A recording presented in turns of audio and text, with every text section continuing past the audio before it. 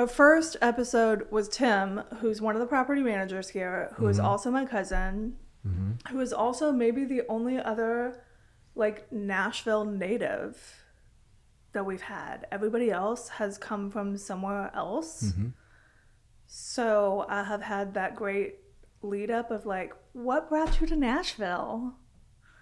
And you've been here my whole life. Yeah. You left though. Yeah, I did. I did the opposite. When it was booming, I left. Yeah. Right in the middle of it. Like right when everything got cool. Yeah. I moved to East Nashville. Graduated in college finally. Moved to East Nashville. Had a little house over on the north side of Hart Lane. Oh my God. Okay. And basically behind the liquor store before you get to Dickerson. So okay. I lived in a fun neighborhood. I got a house for sale over there right now. It was like, I want to say 400 square feet. Oh dang. And I paid like $13.50 a month. Dang. It was like the only thing I could get though at the time because everything was so like going crazy, and I wanted to live there. I didn't want to move to Lebanon. I didn't want to go to college and then come home to Lebanon. Right. I wanted to go to Nashville because my job was there. You were at the woodworking place? Yep. So it was a good wood. We have the Tennessee thing you made us for a wedding present. Yeah, that's right. Yeah. The TriStar? I a little bit ruined it. It's all right. But because I was like, I want to do something with it, like paint it or whatever. Well, I had the great idea to bedazzle it. But I am a little bit ADHD. I bought all the bedazzles. I bought all the Gorilla Glue. And I made zero, like I didn't map it out. Yeah. I can see where this is going. I got 3 bedazzles in when I was like, Kristen, you're stupid. This is not going to go well. Because it even took me like 10 minutes to get 3 bedazzles in. And that thing is like... I was about to say, did I make you the TriStar or the State? You made the TriStar. Okay, yeah. And I was like, you really need to plan this out. And so I quit gluing. And then I never went back to it. So it is a beautiful wood TriStar with 3 bedazzles on it. I like it. And I think we have it, it's in a closet now, but when we move, I'll put it back on top of the shelf it goes on. But I just like, I aim it a certain way, put a little something in front of it so you can't see the bedazzles. And it looks great. I love it. But yeah, that was like, I tried to do that as like a little side hobby for a long time. Yeah. That was like, you're one of, sorry to take the special part out of it, you're like one of like 50 people that got one of those as a wedding gift or a present. Or no, but one of 50. Yeah. You know. I mean, I should go back around and sign them, like 2 of 50, 3 of 50. I think I did sign a few just messages and just said like, they're really good. Like best wishes Easy on your wedding present. Future life. Yeah. Remember where it was. If you got married in 2016, you're one of 50. Yeah, basically. From like 2014 to 2016, probably you received a TriStar. Maybe we were one of the last ones. You probably were, honestly. Yeah. Yeah, I feel like you were doing that because I remember Alex talking about like we should get Josh to make a thing for something else. I don't know what. That's always been kind of my side thing. I love it. Like you are a carpenter. So like I worked for Goodwood. I was like their operations guy, right? Yeah. So we did all of the local restaurants. That was like our big. That's how right. Flooring was like the number one thing. So we go into commercial space. Everybody wanted barnwood, reclaim.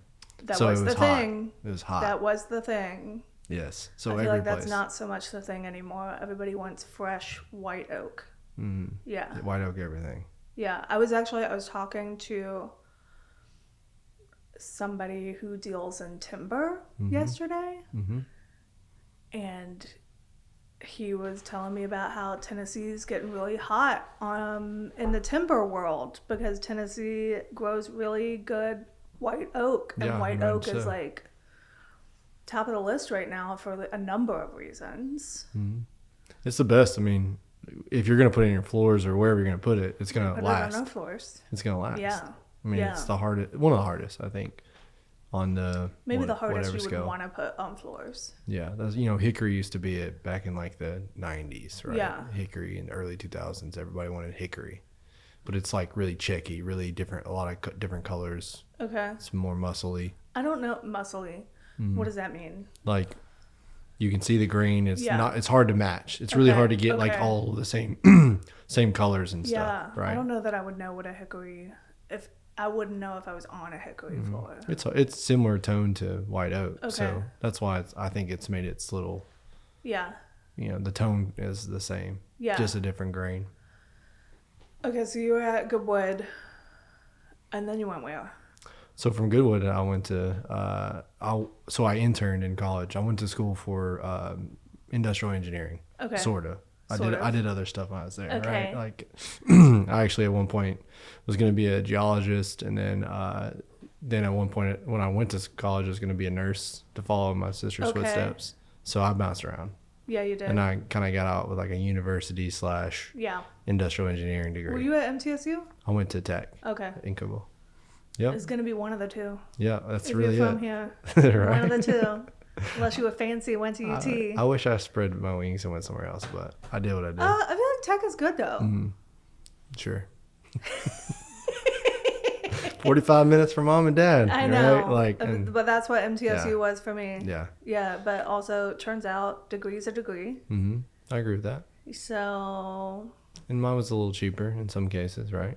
Same. So, yeah. I mean, still pay for it. I was never going to go to Harvard. No. So... No chance here either.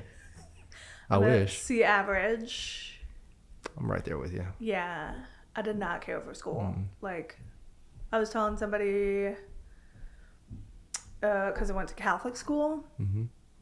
And I think going into senior year, I found out that, because we're doing the college applications and the SATs and all the junk, that when the school sends out your transcript from the Catholic school, they leave the religion class off your GPA. Yeah. It doesn't count. They can't factor it into your GPA because... it's only real at Catholic school. Mm-hmm. Once I found that out, I quit going to religion class. I see where this is going. I love it. I don't think I went to religion class like all of senior year. To the point that I think April Fool's Day, the whole class came up to me at lunch and was like, "Hey, we need you to go to class and we're going to skip." And I was like, deal. I was hoping for that. And that was my school experience because I just was so unserious. And I was also unserious at MTSU. That took a couple of tries. Yeah, I can relate to that. Yeah. I mean, 7 years total for me. 10. Yeah. Look. I took, I think a 3-year break and went to work.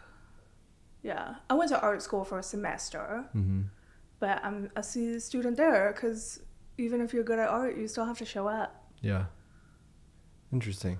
Yeah. I would imagine it was a lot of applying yourself, not really showing up. Wait, you mean like I was working hard to not show up? No, like in your schoolwork and what you're doing in that kind of field, like more like. What are you working on? Are you putting a gallery together? No, if you did show up, it was really chill. Yeah. But I didn't show up. So they still fail you for that. Yeah. I had the same problem. It's very There's relatable. Just better things to do, or you lose track of time or whatever. Yeah. Well, and I feel like I've grown out of some of that. Like I can at least have a job. Yeah. And I have a job, and I'm good at my job. You're good at your job, whatever it is. Yeah. Wonder what I do. Speaking of. Yeah. Okay, you went Goodwood. You were about to say something about an internship though, or something. Yeah, so I did an internship because that was like the next step, right? In trying to do the college thing. Trying to apply yourself. Yeah, I was trying to apply myself. So I reached out in a really small net and didn't try to go do something elaborate, and connected with one of my sister's good friends that he actually owned a company. Okay. And so went to work as an intern for them. and did that for a summer, and then went back to school. But that was for a company that made automotive packaging, which is it's very hard to explain in a sense, but it's not sexy or cool or anything like that. But what is it? It's like a steel welded. They can be anything, but every part on a car doesn't necessarily get made at the plant in which the car is assembled. So they get made all over the country or even out of the country. And so those parts have to make it safely to where they're going to get assembled. And so we built the racks that go line side or go in a robotic cell. So not even the thing, just the thing goes in. Correct. To get to the place it has to go. And it has to be like, ergonomically correct and engineered to where a robot can open it and pull the part. You're telling me that's not a cool job? Well, it's really hard. Sounds kind of cool. Well, when I have an opportunity to tell somebody and definitely about it, but like when you say, yeah, I build car racks, everyone thinks of pallet racks, right? Okay. Or just like a rack in a closet. Okay, so you have like your cocktail party answer. Yes. But that is kind of a cool job. It is cool. It's really nerdy. I mean, you're only working with engineers and purchasing people. But what I was doing is trying to learn how to do like the operational side of it, like in sort of / a little bit of engineering, where modeling and that kind of thing. Okay. And so went back to school, did the school thing. But I've always had a problem with like the entrepreneurial big dreamer. I love to think through any type of opportunity to make maybe a future, right? Yeah. And so went back to left school to own the donut shop. Oh, that's right. I remember when you were at the donut shop. Yes. Oh my God, I forgot about that. You have lived so many lives. Oh, we're just not in even such a short time, because I've only known you a decade. You've lived so many lives. I have. Thanksgiving dinner. It came on the table and as a family, and I was the guinea pig that said, "Sure, I'll figure out how to make donuts." No, but there were really good donuts around for a while. Yeah, it was good. It was. I mean, it's donut money. Donut money is donut money. It's lucrative. It's cash, right? Yeah. So, if you do it right, you can make some good money. Dang, I forgot about that. Yeah, people love donuts. I hate donuts. That's a much better cocktail party job to have, though. You know, I run a donut shop. Yes. Okay. Why don't you bring the donuts? Yeah. I mean, that used to be my wedding gift. I know. I feel like there was always donuts around, and it was like, I think I asked like one day, why do we always have these donuts? Mm-hmm. It was fun. Did it for a little over about 18, 20 months. Where's the donut shop now? Well, it was a slippery slope, but I did some business with family, and it all said and done, I did owner financing, and it failed, and they filed for bankruptcy. And okay, yeah. All right, where'd you go after the donut shop? Something less fun. Yes. So from donuts, I went back to school. Yeah. And that's kind of where my new beginnings were created. And that's where I met Emma going back, because she wasn't there prior. So met Emma, stayed an extra lap just to hang out with Emma. And left school to go work for Goodwood here in town. Yeah. And then that's where this whole thing started. So. Okay. Yeah. So from there, did you get picked up as a carpenter? So from Goodwood, basically, I left them. Sorry, I got backtracked because we were talking about the internship. So from Goodwood, I went back to Morrison, and so which was the company company I'm currently working for now. Okay. But I applied for a position, and then that's what took us to Michigan. Okay. So right in 2017. Yeah, I was wondering where Michigan came in. Yeah. But y'all were there for 5 seconds. Like 3.5 years. Yeah. Really? Mm-hmm. Okay. Yeah, it was a good time. It was 2017. I left East Nashville.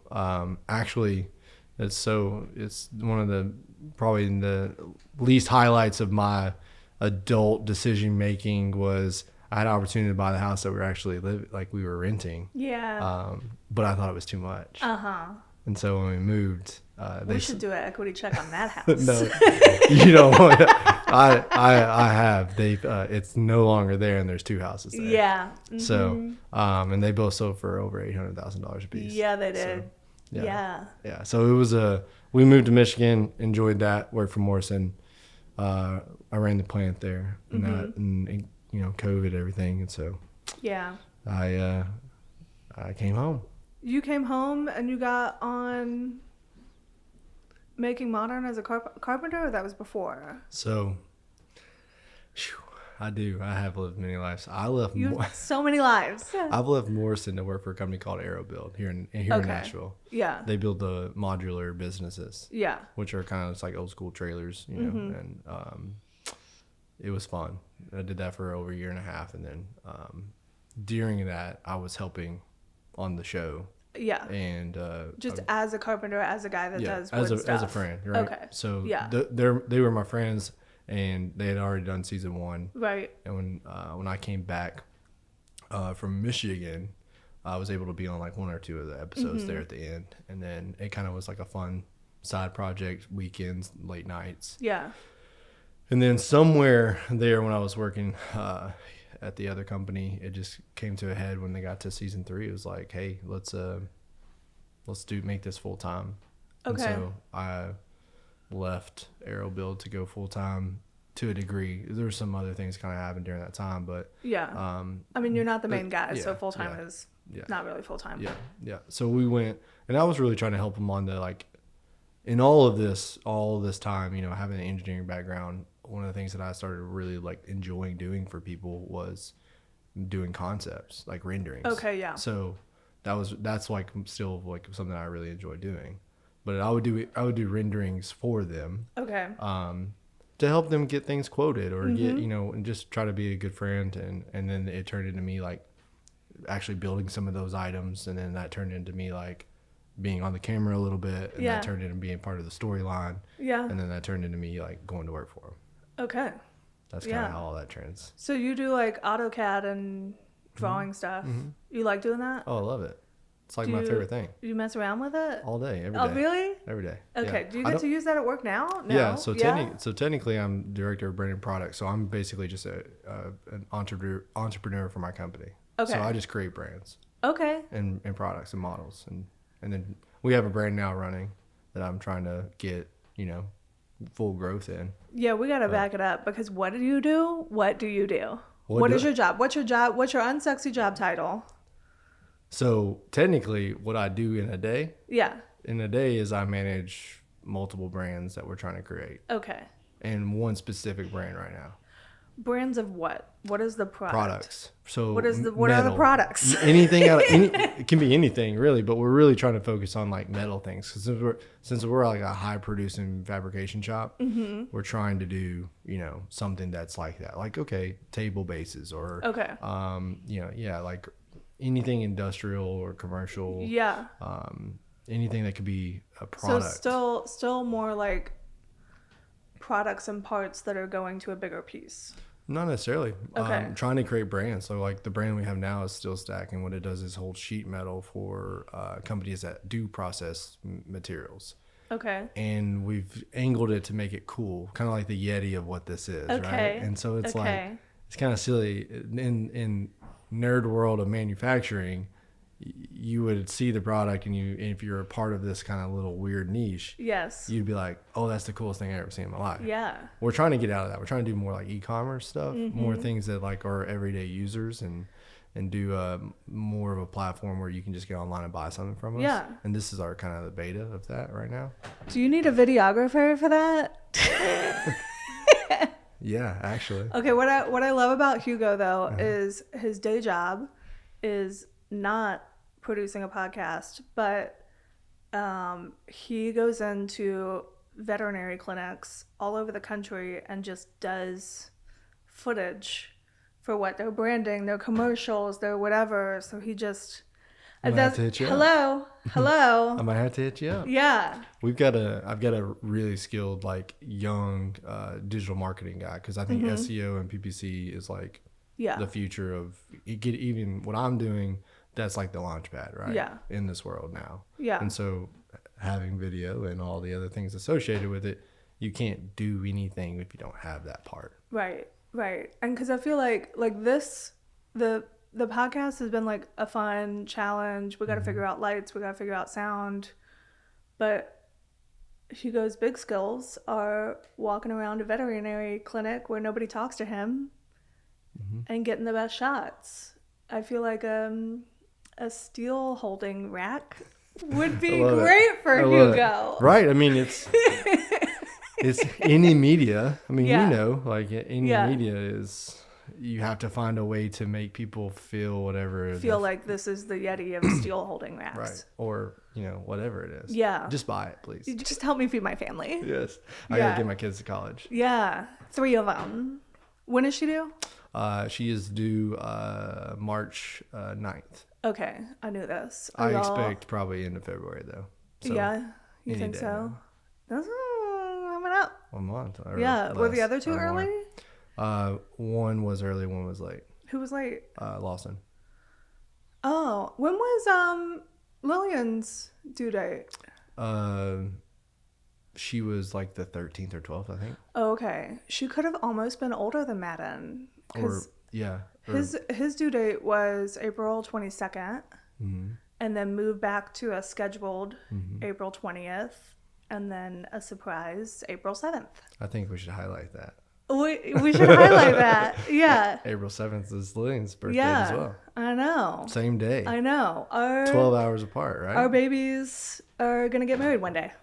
Yeah.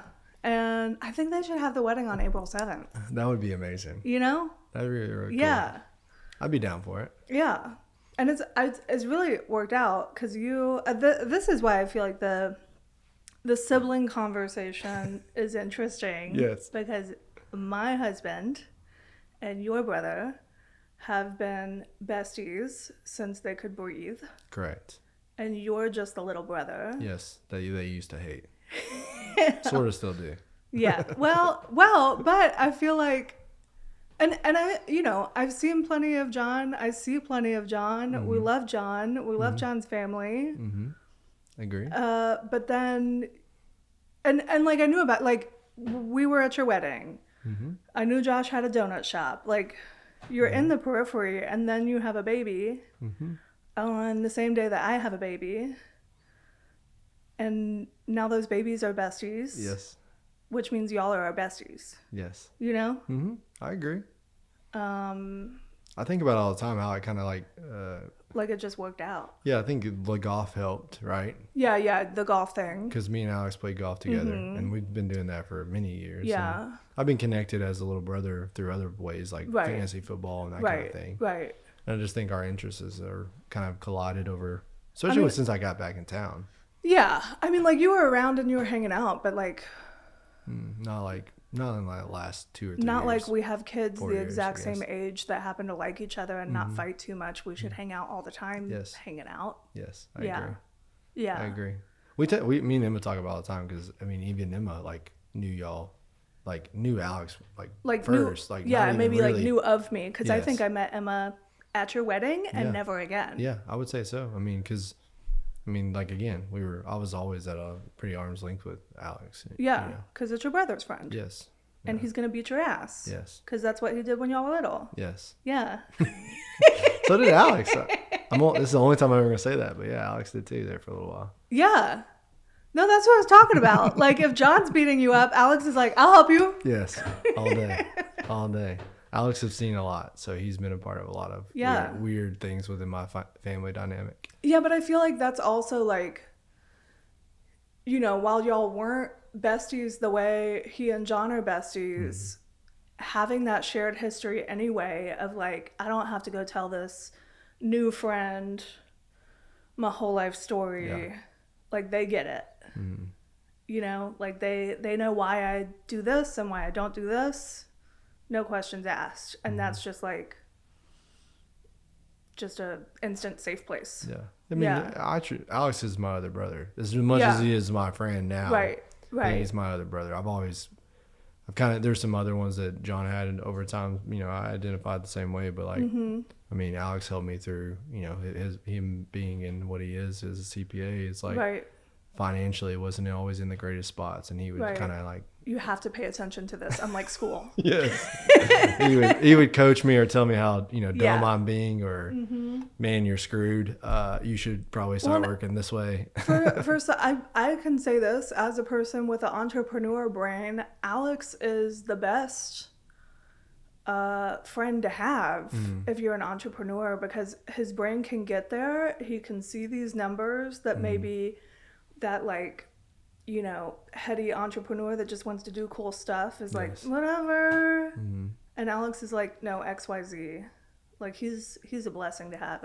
He's fun because he's not a bubble burster either. Yeah. I mean, to a degree. I mean, he will if he has to. But I think that's the fun part that I've always bound. I mean, he knows you've been a part. I've said so many things to him of like, we should do this, or we could do that, or we could, what he's about down. This or this? He's and ready. He'll always kind of work through it with me, or at least get to a point of like, oh yeah, no, that's not gonna work. Yeah. Or maybe it could. Yeah, but also, okay, don't tell him I said this. Block the mic. But I feel like he does get to that point first. But sometimes I have to be like, you're not wrong, but I'm gonna jump anyway. Yeah. Because sometimes you can't not. Like, I'm like, I need a little bit of risk. Like, his job as a CPA is no risk whatsoever. Risk management. But I'm like, no, we got to do a little bit because the payoff could be huge, and the non-payoff won't kill us. I think it's fun, especially like, again, being somewhat at arm's distance of, certain things of like y'all's relationship and all that. Just like here in the last probably 2 years, we really started like going to trips and doing things and all that. I think like this house, like y'all's new house, right? Like, it's fun hearing both sides, like, it's like, because I can see what you're saying and how it applies to that thought process. Like, he fully trusts you with what you're doing, with how it's going to be and what it looks like and all the dynamics around that, and managing Steve and stuff like that, right? To where you're where he is like, now to the point where like he saw it on paper and he's gonna wait for it to move in day, I guess. Well, but it took a couple of houses. It took a couple of houses before that, because we fixed up the Mount Juliet house together, and like with our hands on that one. And then the next house, with a contractor, renovated it, and both very involved in every single decision and not having fun. But also, because of those two, and just time together, because we've been together forever now, that he knows that even if I say something crazy that sounds too wild, colors, lights, directions of the sun, he also knows that like when it's done, it will actually be cool. Or at least I'm telling myself that's how much he trusts me right now. And he must, because he has stayed 100% out of the way, which has been 50% the best thing ever and 50% the worst, because I'm like really alone with it. Yeah, so I can see it for sure. And like now I have to use Steve or my friends, my brother, to be like, is it batshit that I want to do a giant window on top of a loft? I love it. With darker green paint. I mean, but it looks so good. It's looking so good. I'm excited to see it. Have you been in? I've been only watching from a distance. That's what I'm saying. Like, Alex, anytime I ask him about anything, he's like, I don't know. Yeah. I don't know. Yeah. I said, what have floors gone in yet? He's like, I don't know. I said, did you paint the other day? I don't know. And I'm just like, you really are. I couldn't. I know. I couldn't do it. There's even been like, I've seen like things he just assumes are gonna happen, because I was like, all right, this room where you're gonna hang like guitars and stuff on the wall, like you want that sort of a white color, and sort of showed him like the white that I'm going with, and he's like, yeah, that's good, because the trim's gonna be like a bright white anyway. Oh, he's listening. And I was like, well, yes. And that's not true. So just having been his wife for long enough to go, don't tell him how it's going to be, because it's not going to be that. But it's going to be really good. But it's not going to be that. I love it. And it's not going to be that so much that he's probably going to fight about it. And I don't want to fight about it because it's already done. Yes. Yeah. You got to be a doer. I think somebody's got to like just jump off. Yeah. Yeah. So we're all the way jumped off on that house. But your house, how do you and Emma? Because y'all are making that house. Y'all have been making that house. Yes. I don't even know what it looked like before. Well, it's very interesting. Please don't do too much research on my house, because you'll find that the people that originally bought it, they bought it from a really bad state. Like really, really bad. To the point of like holes in the floor, all of this stuff, trees, like bushes and shrubs growing through the windows. Nice. Like the full on like jungle. Okay, so that was the people before the people you bought it from. Yes. So there was just an investment group trying to flip it really quick. The traditional Home Depot flip, right? Which is okay. Just for my background and all, I like to go the extra mile, right? So, what happened was we bought the house. I knew that was going to be an opportunity to fix it up. I flipped the house when we were in Michigan. I flipped it, took all that money to buy this house. Mm-hmm. When I moved back, it was like, I think I made like, I don't know, close to, we saw 20 plus houses and we made maybe 5-6 different, trying to make offers and never even got listened to. And then ended up just going, trying to look for houses people didn't want. I started going the other angle, knowing that I could like make it into something, right? So we got lucky, got into the village, and that little neighborhood. My whole life, I really didn't know it existed. I know. And it's like, to me, it's like a different version of East Nashville. It's got walkable sidewalks. Everyone's talking to each other. It's like Mayberry to a degree. It really is. You have people that are, in their early 20s up to, been there since, 50 years. Yeah, it's crazy. The nicest people. Very nice. And also I have found just helping people buy and sell in that neighborhood too, there is like a crowd of like families that are like, that's their hometown. That like when a house comes up for sale, they're all going to be looking at it because somebody's sister, brother, cousin needs to get back to Old Hickory Village. Yes, it's a weird dynamic because I feel like it's the people that have been doing the trendy thing in East Nashville. They maybe trying to start a family or whatever it looks like now. They're kind of moving to art because you can still get anywhere in about 10-15 minutes. They're moving to that area because it's very much the same. And it's cute. It is, and your kids can ride their bikes, and everyone's nice, and but I think that's the funny part. It's almost like it's really a hot commodity to a degree. No house really stays on the market too long unless it's just kind of too, dilapidated or something like that. But and they're asking way too much for it. But it's really funny because the network, like everyone has a Facebook, neighborhood. Yes. Watch. These people are intense. Yeah. House goes on the market. Everybody and their mom is. They're on the Facebook group. Yes. It's like, I have so. It's always, it's pretty quick to get a house flipped there. Okay, well, when you go to sell your house, the first place it's going is on the Facebook group. Probably has to, right? I don't know. Yeah. I didn't know that Old Hickory Village existed until I was like in my 20s. And I went to get a piece of furniture off Craigslist. When Craigslist was safe. Yeah. Enough.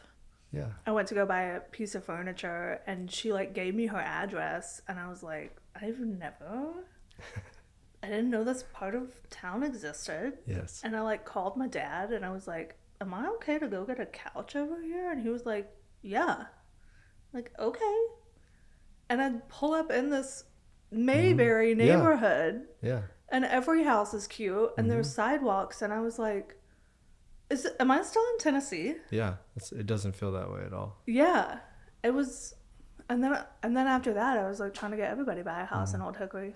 Yeah, it's definitely more Midwestern vibe, like something you would see, like I guess in maybe like Detroit, like suburbs of Detroit or something. Yeah. More meets and bounds, less. Well, but the history of the town is crazy too. Insane. Yeah. And because you have DuPont was like, we're bringing all our people to work all the things here.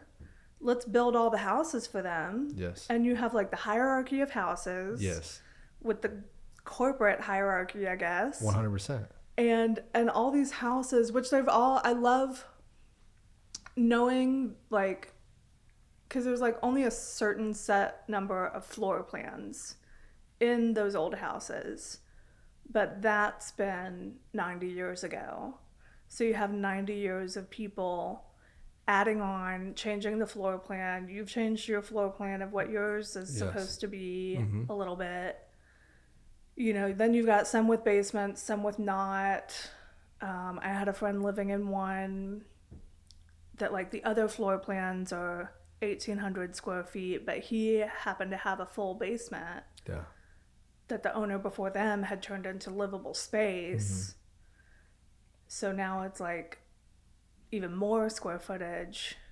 But I just love that about the neighborhood, that they're all kind of the same. It should have been a cookie cutter neighborhood, but it's had so much change with all the people like y'all moving in and changing things. Yeah, it's crazy. You hit on it. I mean, it's literally a hierarchy of how the president lived on the hill. Yeah. And the, you know, can't think of the version of it, the Arlington, I think is what that one is. And then I live in a Haskell, which is like kind of like what maybe if you were a foreman, you know, and then there's those little 1-story, little like 900 square foot, 2-bedroom, 1 bath. Yeah, those are the bungalows. And it's crazy to me. I guess maybe just being in real estate, being in enough old hickory houses over the years, that even when I was like researching your house last night, I'm like clicking through some of the closed listings, and I can tell even without a picture of the outside, just like a shot from the living room, I was like, that's the 1-story, that's the big. Yes.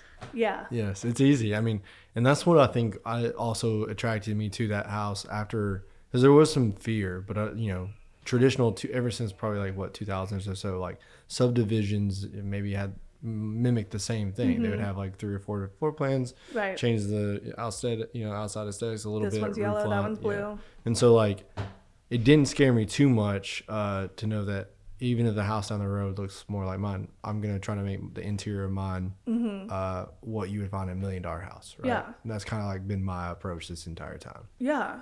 Well, we go trick or treating in your neighborhood because it's the best. It's so fun. But I don't ever feel like I'm going up to the same front porch.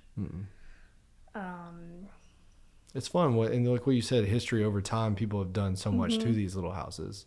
I think the first time I drove in the neighborhood is when I saw it get reposted. And because the first transaction didn't really go through. And it came back online, and I went and looked at it, and I was like, I've never been in this neighborhood. I've driven to Rivergate Mall from Lebanon my entire life, going down 70 and cutting blasting right past it, and never knowing it existed. Yeah.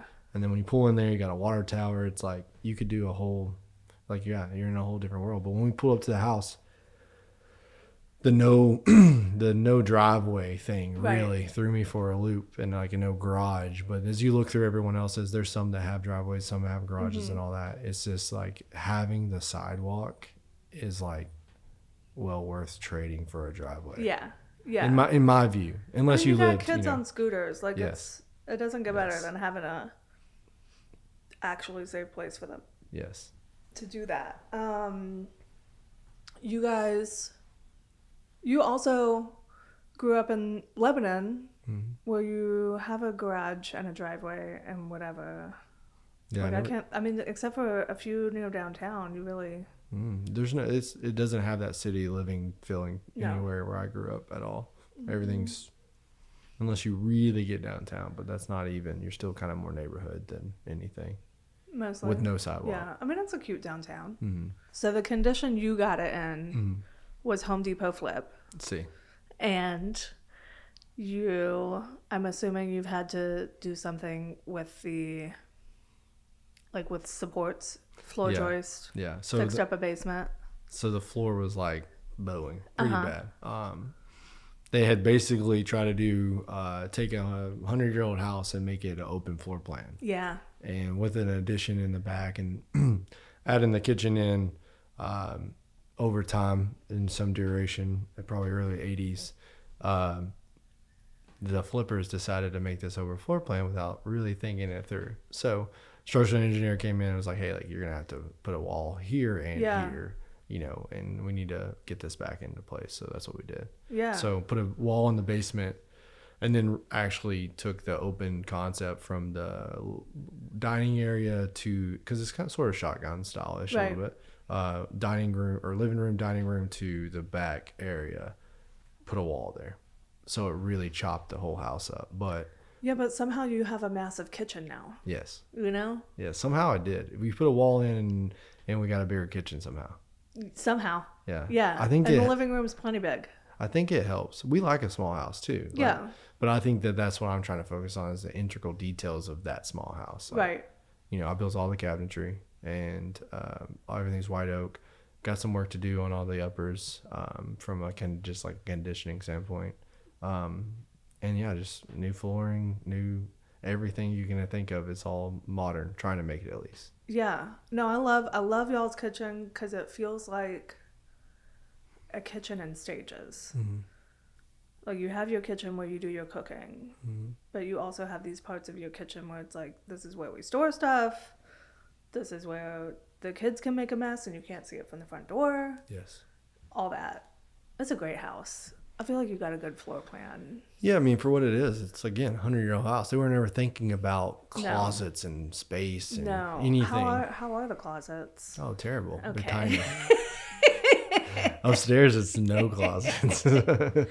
Basically, y'all have 1.5 bath right now. 1.5 right now. It was two. One in the basement. Yeah, that's the goal. The goal is to get the basement, to your point, fully to like a room with a bathroom, and trying to get an egress to that spot because you can get in it, but you can't get it from the second floor. So I've got to find a way to do it, you know, budget friendly to get to the basement where I feel like you would really get that added value, unless you created like a separated space. Right. That could be like a rentable situation for someone. You could. Yeah, or just extra space. Mm-hmm. I mean, because y'all are like play outside people. Yes. So it's just, if you had access through the back, it's like... Yeah, that's our favorite part. This is just a play space. Mm. If y'all, you know, you got 3 kids. Are you... Yeah, we're going to stop for that. How long are you trying to stay there with the 3 kids? Like, a baby doesn't count for needing space. Because I feel like...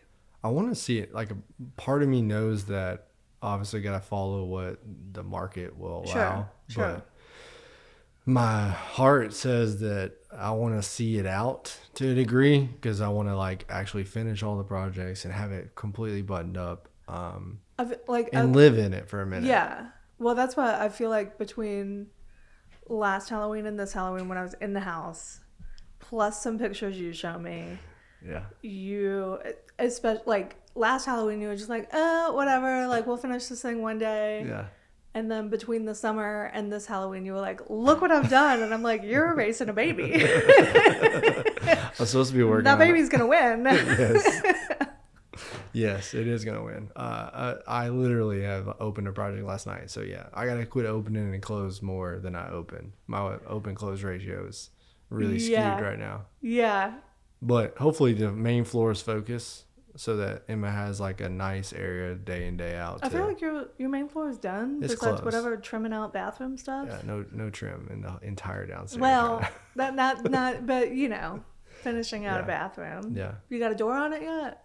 Yes. Yes. That's a win. That is a win because you did come. We had a half door. I did go and there then on no Halloween with no door. Do we have a curtain? There was a curtain, and I was like, a house full of toddlers, and they're making me go to the bathroom with a curtain. Better be quick. Better be quick. Like, oh my God. Okay. Yeah. And also, I want to say this because so people have a mental image. We didn't have a couch either. Not at Halloween. No, you didn't. You had a child's, like, you know, just one of those foldable foam couches. But what, y'all had soldiers before you found the one you wanted or something? Or the one you wanted wasn't shipped yet? Well, we sold it and because it was a nice couch, and we sold it, and Emma thought, well, okay, we'll just go get one. And no, you just don't go get a couch. It's 3 to 6 months.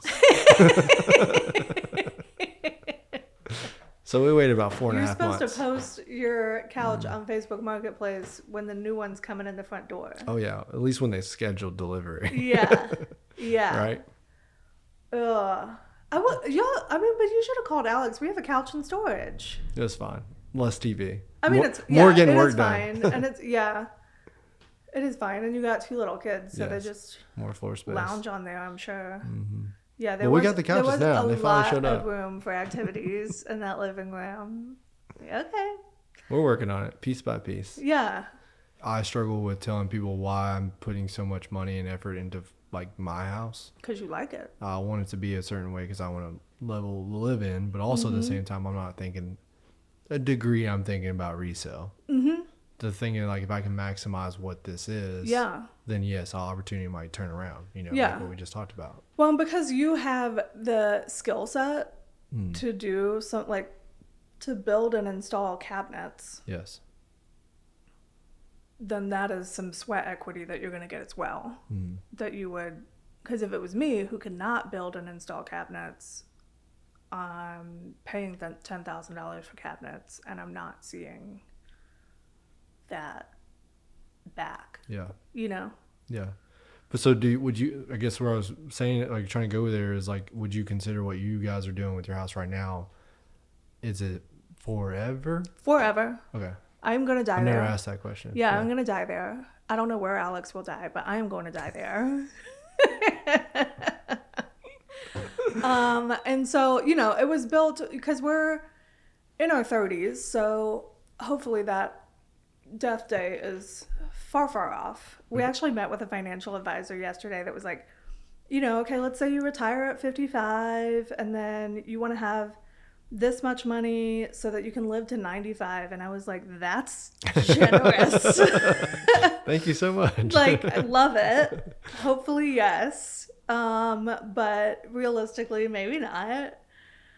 But we're young enough that it's not like I'm out here doing 0 entry showers and making it the house I need that I will die in. Yeah. But I'm making it what I want and with enough space to change things, and talking with Steve and him doing the contractor-y things, which, part of it is him covering his rear end, where he's like, I don't want you to call me in 2 years because you hate this and you need it changed. And which I'm like, yeah, fine, but can I call you in 10 years when my taste changes? Yeah. Because that's what I plan on doing with the house. Our bathrooms are very square.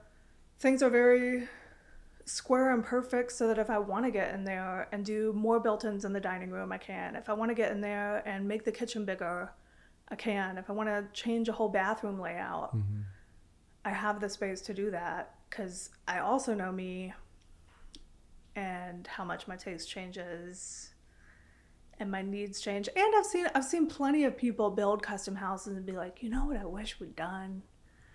So I know I will have that too, but it's also fine because I can do it, save some money and do the thing, So was that an answer to the question you asked? Yeah. I mean, for me, it's because I'm just trying to relate to the equity part, right? Everybody is my brother being a general contractor, talking with Alex and, your family and stuff. It's just I've made my house past a flip. Yeah.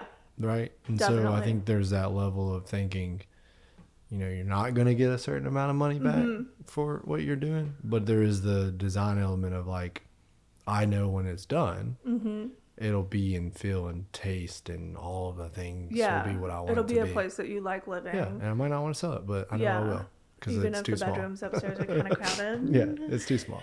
No matter what, it's too small. It's too small. I mean, I think you guys are fine because I feel like, honestly, even if you didn't move for 10 years, because you're only going to have babies in this house briefly. Lillian's basically 5. Lawson and there's so many variations of sharing, kids sharing rooms and whatever.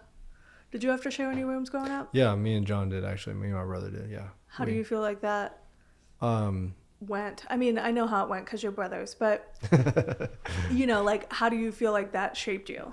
Yeah, I think I don't remember a whole lot other than just those early years of not having your own space. Yeah. I was the little brother, so I was always in his space. And so I think that created a bigger gap when we got out and got a little older because we were trying to get our own space. So I am a little cognizant of that because we will have to share rooms, right? Yeah. We are currently sharing with the 5-year-old in our room. And that's like, why I'm like, who cares what space you have upstairs right now? Because and nobody in my house is sleeping alone consistently, Yeah, I think 2 nights ago, I was in the bed with a 4-year-old, and sometimes Alex, sometimes not, sometimes a 4-year-old, sometimes not. Like, it doesn't, we got 3 rooms up there, and 2 of them get used. Yeah. I woke up this morning, it was myself in the bed, and all 3 of them are in Lillian's room. So... Really what you need to focus on is at least another giant bed somewhere else. Yes, we should just make the whole upstairs like basically one giant bed. Yeah, we joke about that, but that's how our camper is laid out, and it's amazing. Oh yeah, that's how it's so we can all just okay. Well, just as a real estate professional, please don't rip out all those walls and make it one giant room up there. That's crazy. I promise I won't. Yeah, because it's 3 bedrooms. Yeah, but honestly, and my brother and I grew up with separate rooms, but there was a long period at some point, him going from a crib to a bed was him going from a crib to a bunk bed. Mm-hmm. And we slept in that bunk bed, I want to say till I was like late middle school. Yeah. And then I kind of went back to my room because I'm like, this is weird. Yeah, but there's an element of it was like kind of fun, right? I mean, yeah. It wasn't forced we're fun. 3 years apart. Yeah. So, a 4-year-old and a 7-year-old on bunk beds, staying up late making each other laugh, or staying up late spitting on each other, like whatever. It's fun. I love it. And we had the option to be separate, so either way, everybody's going to be in the same bed. Yeah, I agree. I mean, we're not stressed about it. It's not that part of it's not really like the stressor. The stressor is like I have to turn on. Having a baby? Oh yeah. I hope Emma doesn't listen to this, but yeah, that's number one stressor right now. Well, I promise you she's stressed about it too. You're not the only one. If y'all haven't talked about it, y'all should talk about it because I am sure she is stressed about it as well. We are super stressed. Yeah. We're getting to the end, and then there's 3 forever. There's 5 of us now total. Yeah. So that's a lot. Yeah. We're talking car seats not fitting in both vehicles and all these other obstacles. Y'all just give Lillian to us for a couple of years or something. Yeah, that'd be fun. I'm down for that. Yeah. We'll take her. She's sweet. I'll give you Lawson. I've already taken a boy through toddlerhood, and I can tell you I don't want to do that again. People just don't understand. Like I'm at the beginning of it, and I get that. I don't know if it's hard. Mm-hmm. They hit. Mm-hmm. They're mad about everything. They bite, they hit, Madden. I want to say just since like Thanksgiving time has chilled out and gotten to this place in his brain where he can stop and go, no, I don't want to hit, but like I definitely need to hit. We have a punching bag. Yeah. Like go nuts on that. Tear this Kick up. the pillows, whatever. Because that little boy energy is explosive. And they just don't. I mean, I've been around Madden a lot, but like, for Lawson, he just doesn't have like this. Is this dangerous? Should I not proceed? And so like. You're saying Madden doesn't have that? No, I'm saying like Lawson doesn't have that. Like, right. No, Madden didn't have that for a long time. Yeah. And I do see it now. And I do encourage him. And he's taken some big spills. I mean, your kids have too. Mm-hmm. But, I am fine with this kid climbing up on the counter and getting what he needs out of the top cabinet as long as he shouts, Mom, I need help on the descent. Yeah. Because there has been a couple of times he has not, and it's been ugly. But also he has to learn that. How do you know a stove is too hot to touch? Yeah. I mean, I'm realizing the stickers you see on all products with like the baby with the, thing comes from boys. Like I never had any issues with Lillian, but like the washer. Yeah. Like trying to climb also, in didn't you do that when you were a kid? Because I did that when I was a kid. That warning label must not have been there. Ours it freaks me out. It's a front loader, and he was like legitimately in it the other day. And I was like, Amazon, I'm buying a lock for this thing now. And then the freezer, out of all places in the world, I turn up around the corner in the kitchen, and he's inside the freezer. We have a drawer freezer. And also, it doesn't help that he's a little short. Yeah, he's a little guy. Like, he's a little guy. He has to get up and stuff to get what he needs. Like, Madden's at least always been a giant.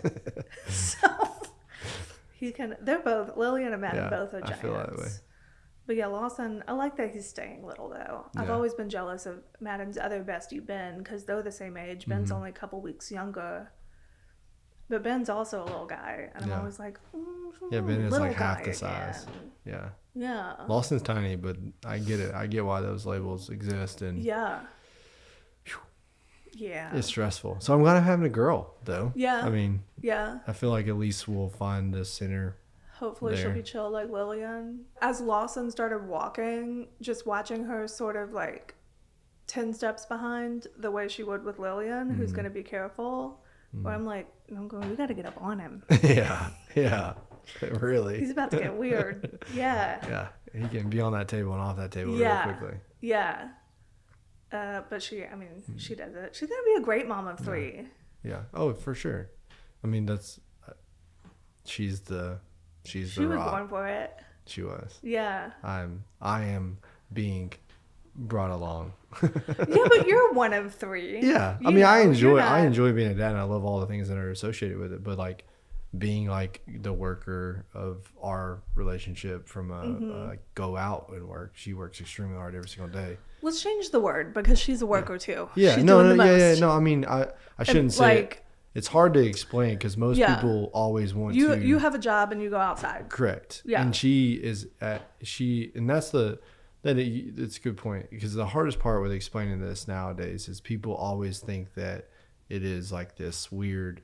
No, like this is what her dream is. This is her dream job. Yeah. Like we sat down and had a big long conversation of like when we found out Lillian was, going to be born, I was like, what do we do? Well, what do you want to do? How do we go forward? And because we were both working, right? And she's like, well, my dream is to be a mom. Like this is the greatest thing that's ever happened to me. Yeah. And so we do like a year after year check in, like, hey, are we still doing the path that we both agreed on and said this is what we wanted to do? Because being a sole income family is not easy either, right? No. So I think that's always been the challenge, is like leaving the nest in a sense. It's always been the most dramatic part for me. Yeah. Is because I don't get to experience all the things she experiences day in and day out. Right. But yes, the workload is definitely probably harder on her side than my side. Right. 90% of the time. Yeah. But just having that non-connectability that she has through her work, her work is fun. I mean, but that's why she was born with such a long fuse. Yeah. Because you'd have to be. And that's why I'm saying I'm learning it. Because when I go away, neither Alex or I was born with any fuse whatsoever. We're just instant combustion, and then we birthed a child who is also instant combustion. And there's only going to be 3 of us, I love it. Because that house I want to die in will probably die before us. It'll get burned down. He'll throw a raging party at some point. Yeah, he will. Well, that's why I built that. It was going to be a balcony in a loft, and then I started to get to know my son more, and I was like, so that needs to be a wall, floor to ceiling, no air. no rail. We've experienced rails. Because we go visit the house and it doesn't have a rail now, because there's not supposed to be you bring in your 3 or 4-year-old up into the house, but I do. And he's like walking along the edge of it, and I'm like, hey. Step back. Big danger. Yeah. Yeah. But that's fun too. watching your child walk on No, the I'm edge of a saying, like, second story? No, not that part. Okay. Like, being able to like walk through your house and see all the changes and No, make it kind is of super live fun. decisions It is like super along the way fun. to be like, yeah, we needed to make this a wall versus a railing or a balcony. So Yeah, not even a super secure balcony. Yeah, Steve came in the other day. He was like, "We're doing like a glass balcony on that," and I said, "No, no, no, no, no, no, no, no, no. What? Glass balcony for a 4-year-old? Absolutely not. we're doing sheetrock and 2x4s, a wall. Steel. Yeah. Just because he knows there was a hole there, we need to seal it up.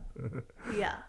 It sounds like you follow very closely to the school thought of effort, and I'm curious as to see is like where you drew that admiration, or where the admiration of that began. I feel like he's caught something good though, because Yeah. I also feel like I'm like, do the work, do the homework, whatever, but you didn't do that for the first 20 years. Yeah, I think that's a really good point. And I think if I'm going to get philosophical on it is in 2009, there was a market crash and my dad was a real estate broker and my mom was in real estate. And up until that point, I really never associated like where money really came from. Right. Right. Because I was, at that point I was 17, 18 years old. I was just at that crest of making starting to make my decisions in a sense. So, I think that's where I really started associating with like career path and the thought process and all that. But that also I guess a couple of years prior, whatever, 7 and all that crap. Somewhere in there. But 2009 is when it got ugly. Yeah. And so seeing my dad not really having like a safety net and all these things and like really thinking through, but he's a really extremely hard worker and he tried to do all the right things and grow 3 kids and all that. I would say the effort comes from that. Like always he would, being a real estate agent, your phone never stops, right? If you want to make money. Right. And so, always being around him, but never being able to talk to him. Because he was either on a phone, working a deal, doing something, right? But the effort part is like he would always commit to go do this, to be the voice of the basketball games, drive the kids here, be the coach here, do all these things and make himself always accessible to a degree. And so I think the effort part really stems from that because he would do stuff at home. He would work through things. He'd do trim, figure it out and all that. I think that drives my effort. I'm an overdoer. Always have been. Work is like my life. And always, since I can remember, I've always made work because I think the entrepreneurial side of like, it's the seed that could make something, turn into something. Yeah. I think that's the effort side. And your parents have always worked. Like that's just part of life. Mine were the same. I was a real estate agent when it crashed. I got my license in 2006. So my effort definitely came from then too, but thankfully I have had, my dad was in real estate, my grandmother was in real estate, whatever. My mom wasn't. She had a job. She had a business with her mom, but she also instilled in me, no matter what was going on, like, you're not too good to bag groceries at Kroger. And I'm not. If this all disappeared tomorrow, which I've learned now, I have an entrepreneurial brain, and I've thought of 4 business ideas since we've sat here. But I'm glad I'm not alone in that. But I would go bag groceries at Kroger while I develop something else. Yeah. Because I'm always gonna have a paycheck. Yesterday when the financial girl was like, "You retire at 55," I was like, No, I don't. Yeah. I don't know when I retire, but 55 seems real close. Yeah. Which is like 17 years, so that's gross. But, yeah, I mean, I didn't have any effort in school or anything either. And getting a real estate license was easy because I wasn't doing an effort in school. So I left and did real estate. And then in 2000, I left real estate in 2009 when the phone stopped ringing. And by that point, I already had a mortgage because I had been doing so well in real estate that I went and bought a house. Yeah. But I bought a house with a good real estate agent paycheck. And I continued to struggle through that house on a YMCA employee paycheck. which somehow came out of there. And I think I was only at the Y for like a year before I was like, I'm coming back to real estate, but I have to reframe it. I cannot be just the girl who sells cute condos. I will sell you a cute condo, but I also need to manage a couple rentals. Also need to own a little bit of real estate and get some income off that. And I also need like this and this and this. And that's why, I mean, we do 15 different real estate related things here. Mm-hmm. That's why the podcast is called In-House. I mean, we have our own maintenance company here. Yeah. We have a cleaning company here. Because I don't want the opportunities to stop for me or anyone that works here, because 2009 sucked really bad. Yeah. And I will go back to the Y if I have to. Yeah. But I don't want to. I think, I agree with a lot of that, and the aspect of like diving into the work, actually being able to understand. I think the engineering aspect of my mind always goes into how it's created, how it's made. And so that doesn't take away the actual person making it or doing it, right? So then the act of that actual labor, yes, I associate that the same as like the product itself. Right. So then I can easily like get myself there to Yes. go do the work and think through it. And that's why I build stuff on the side, is because not only can I can conceptualize it and design it, whether it's in a model form or a 2D drawing, but I can then go make a cut list and build it and finish it. And you can get your hands on it the whole and thing, understand the whole process. Yeah. I think I've always tried to stay away from the box.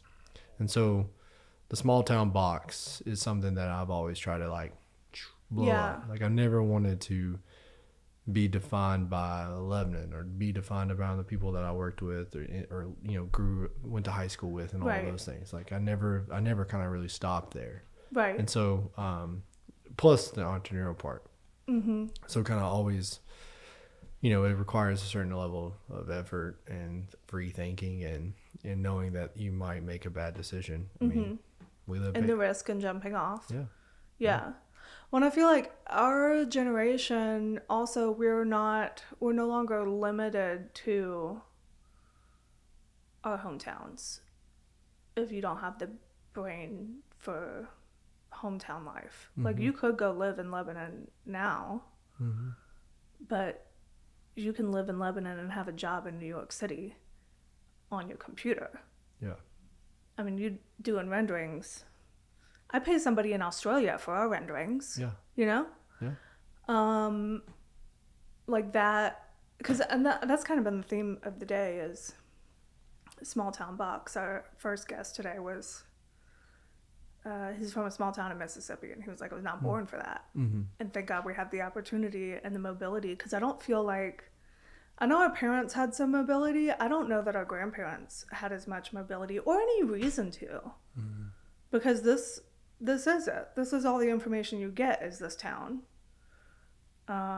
Sometimes I feel like Nashville's losing that. We've had so many people here, and I remember a different Nashville, and I was told about an even smaller Nashville, and that generation was told about an even smaller Nashville.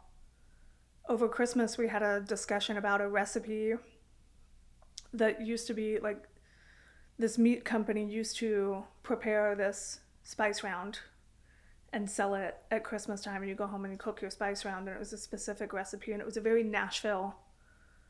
Everybody in town went and picked up their spice round and brought it home, and that's what you ate on Christmas. Yeah. And my parents are talking about it, and I'm like, I've never seen a spice round. And they were like, yeah, they quit making them.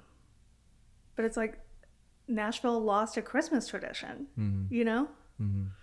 I think the part is where everybody now is, and our parents didn't necessarily have it. I know they didn't, for the fact that they didn't have things in front of them that made them make a different decision, right? They just lived, they woke up, their routine was there, right?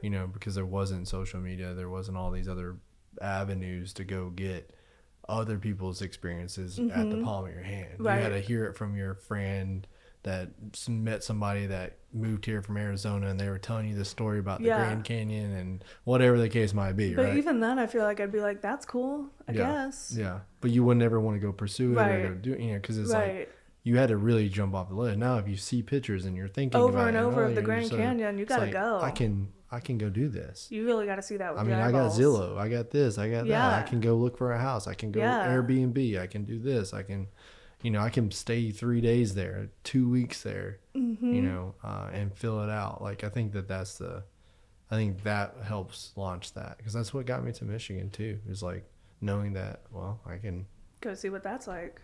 It doesn't hurt nothing, right? Yeah. So, I used to play a game, which you can't anymore. The price of housing in Nashville has gone so off the rails, and you could still play it a little bit, but I used to play this game of I called it Murder House California. And I would see I would price, if I sold my house, I would get this much money. If I took that money to California, what could I get? Yeah. Mostly murder houses. I still play that game, but I not mean, that version. Yeah, you can play that game. I feel like with the Nashville prices, you can play that game with San Francisco. You can play that game with like New York City. I do like that game. Like, the amount of money I pay for a mortgage today, what does that get me in New York City rent? And it's like this room. Yeah. So that's fun. Yeah, I keep going the opposite direction. Where do you go? Like, I'm like, this much money. Can I move to an even smaller town and get a giant house? Yes, I play that game sometimes. Yeah. Yeah. I mean, I do play that game too, but it's not as interesting as like, wow, this money does not go far in that city. No. Yeah, that could probably help. I probably need to play that game more often. So Yeah. I fully understand what I got and how good it is. Yeah. You have a yard. Yeah. You have 3 bedrooms. Yeah. You have more than one place to go to the bathroom. Yeah. In a cute little town. I feel like I was living in Melrose when I first discovered Old Hickory Village. But the prices in Melrose, I mean, even less than what you paid for your house. I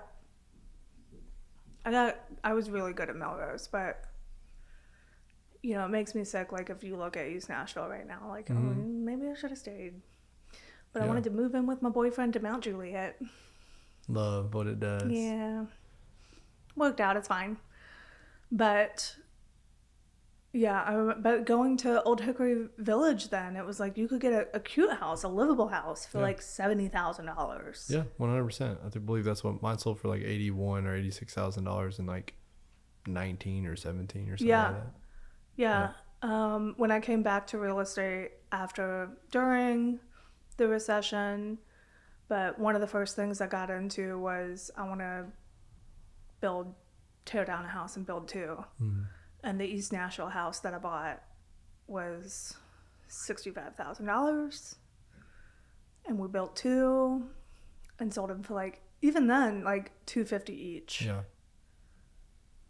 But where are you going in East Nashville for $250? And I'm talking, that was like 3 bedroom, 2.5 bath, full basement, 2-car garage, little bit of a backyard. Yeah. And it was actually kind of a hard sell at $250. We were like, are we asking too much? We might be asking too much. What year was this? That had to be 2010, 2011. Yeah. Maybe 2011. And the cost of building wasn't too crazy. And then I spent that money on a couple of condos. I bought some condos. One, and then like 6 months later, another one. Condo, 2 bedroom, 1 bath, maybe 1.5 bath condo in West Nashville, not far from the Nations, like up there kind of by Costco. $25,000. But this is 15 years ago. Yeah, I mean, it would have been scary to make that decision, I guess, then too, because it was not. Well, it was scary, and it was my only $25,000 in the world that I should have been using to like make sure I can pay this real estate lady mortgage. But I put it into some condos, and I had like a friend that wasn't doing much, so because recession, so he was kind of like you, like just can like fix anything, trim out anything, whatever. And so I just let him live in these condos for like 3 months, no rent, and he would just charge me for materials. Mm-hmm. But that's that entrepreneur brain. Like, how am I gonna make this work without having to put more into it? Yeah. Whatever. I think sold those condos for like maybe like $80,000 5 years later. But it's Nashville lost that. Completely lost that.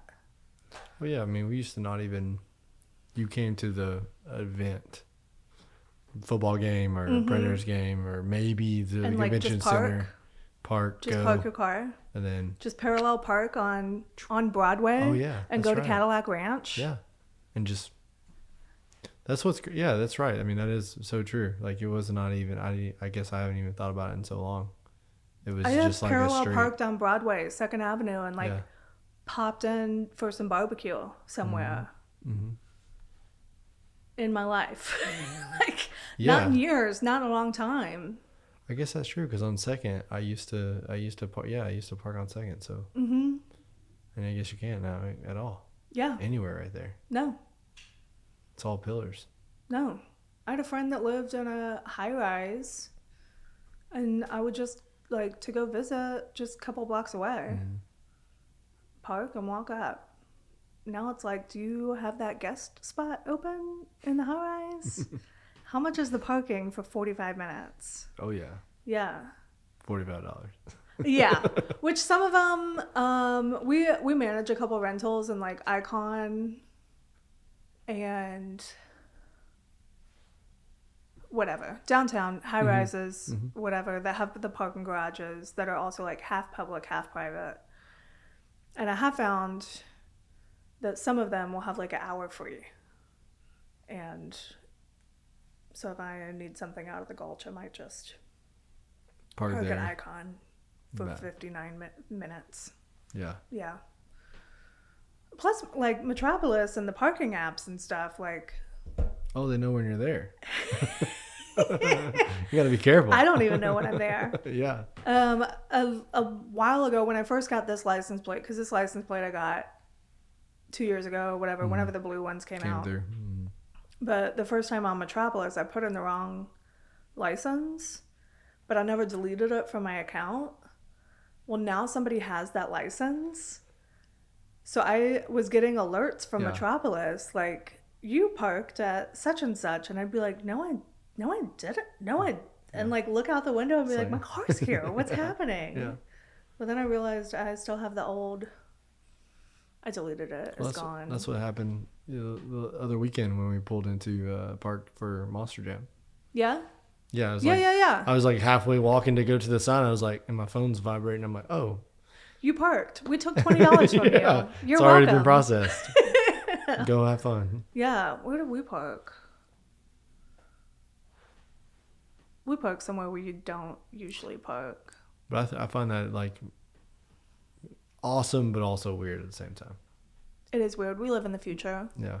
It's expensive here. It is expensive.